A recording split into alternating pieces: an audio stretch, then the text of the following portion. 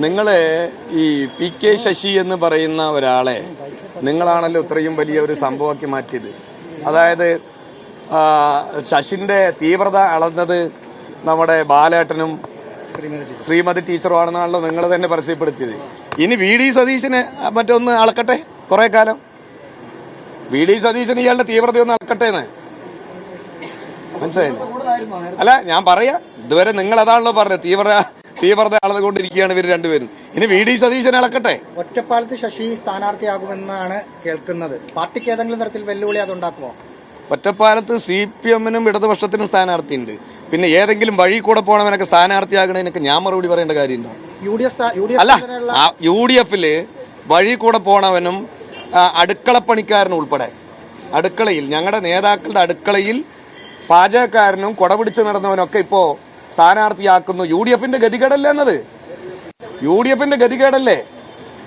ഞങ്ങളുടെ പാർട്ടിയുടെ നേതൃത്വത്തിന്റെ അടുക്കളയിൽ പണിയെടുത്തവനും കൊടപിടിച്ചവനും അതുപോലെ പാർട്ടിയുടെ എല്ലാവിധ സ്ഥാനമാനങ്ങളും കാലാകാലമായി അനുഭവിച്ച് അതിൻ്റെ സുഖം കണ്ട് അതിൽ നിന്ന് പരമാവധി വെട്ടിപ്പ് നടത്തി, സാമ്പത്തിക വെട്ടിപ്പ് നടത്തി, അതിൽ പാർട്ടി നടപടി നേരിട്ടാൽ ആ പാർട്ടി നടപടി നേരിട്ടതിനെ തിരുത്തി ഒരു കമ്മ്യൂണിസ്റ്റ് ബോധത്തോടുകൂടി തിരിച്ചു വരുന്നതിന് പകരം ഞാനിത് തുടരും, എനിക്ക് ഈ പണിയാണ് നല്ലത്, ഏത് ഈ വെട്ടിപ്പും തട്ടിപ്പുമാണ് എൻ്റെ പണി, ഞാനിത് തുടരും എന്ന് പറഞ്ഞ് പ്രഖ്യാപിക്കണവനോടൊക്കെ എന്ത് പറയാനാ?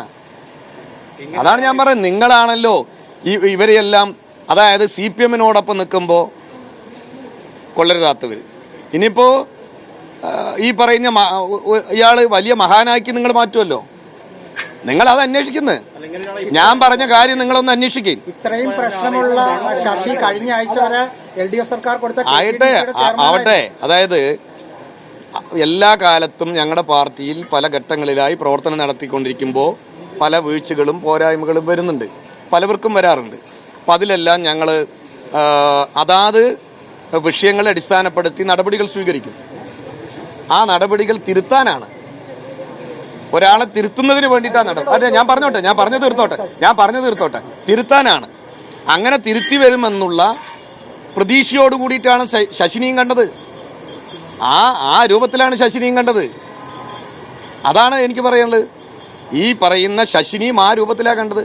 പക്ഷേ ഒരാൾ നശിക്കാൻ തീരുമാനിച്ചാൽ, സ്വയം നശിക്കാൻ തീരുമാനിച്ചാൽ നമ്മൾ തിരുത്തിയാൽ തീരുവോ? ഒരാൾ സ്വയം നശിക്കാൻ തീരുമാനിച്ചാൽ പിന്നെ നമ്മൾ തിരുത്തിയാൽ മറ്റേ തിരുത്തില്ലല്ലോ. അതാണ് ശശിന്റെ ഇപ്പോഴത്തെ പതനം.